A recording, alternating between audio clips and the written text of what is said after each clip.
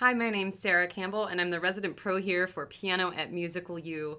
In this resource pack, we are delving into the concept of playing with feeling. So if you've ever struggled with really connecting with your instrument and being able to play with a lot of dynamics and emotion, then this is a great resource pack for you. We're going to unpack all kinds of things that should help you connect to that instrument and in turn, connect to your audience.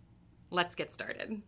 Okay, so once you've gotten familiar with the lyrics and the background of the piece, then it's time to start looking at some micro dynamics. Now, we can think of dynamics, we might see a piece that might have a mezzo forte at the beginning and like halfway through, maybe there's a piano and then at the end it's forte.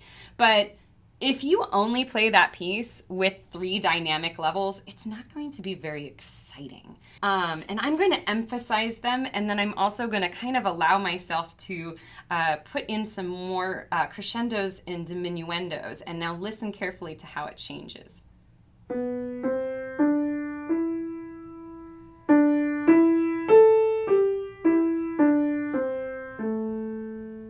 If you have any questions about anything that I went over, or if you want some feedback on some of the phrasing that you're working on in Danny Boy, please make sure to comment here in this thread and, list a video or maybe an audio file so that we can check it out and we can talk about playing with feeling.